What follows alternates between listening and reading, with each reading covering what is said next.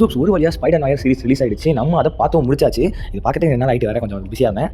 So இந்த சீரிஸோட கதை என்ன அப்படின்னு பார்த்தீங்கன்னா, நம்ம ஹீரோ ஒரு பிரைவேட் இன்வெஸ்டிகேட்டராக இருக்காரு. அவருக்கு வந்து ஒரு ஸ்பெஷலான கேஸில் ஒன்று மாட்டுறாரு. அந்த கேஸ் வந்து அவரோட வாழ்க்கையை எப்படி புரட்டி போட்டுச்சு அப்படிங்கிற ஒரு நார்மல் லீனியர் ஸ்டோரி தான்.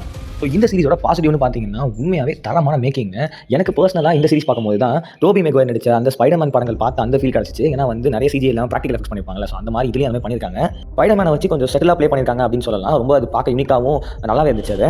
அண்ட் நிக்கோலஸ் கேஜோட ஆக்டிங் பயங்கரமாக இருக்குது. அவர் வந்து லிட்ரலி வந்து அந்த இன்வெஸ்டிகேட்டர் நிறைய பண்ணுற சீன்ஸ்லாம் நல்லாவே இருந்தது. பட் எனக்கு பர்சனலாக வந்து என்ன ஃபீல் ஆச்சுன்னா வந்து ஸ்பைடர் நாயரை வந்து இவ்வளோ ஓல்டான ஒரு கேரக்டராக காட்டணுமா அப்படின்னு தோணுச்சு. ஏன்னா வந்து அந்த பவர்ஸ் அந்த அடிக்கும் போதோ சண்டை போடும் போதோ வந்து அந்த பவர்ஸ் பத்தல. ஸோ வந்து வயசானவங்க சண்டை போட மாதிரி தான் இருக்குது.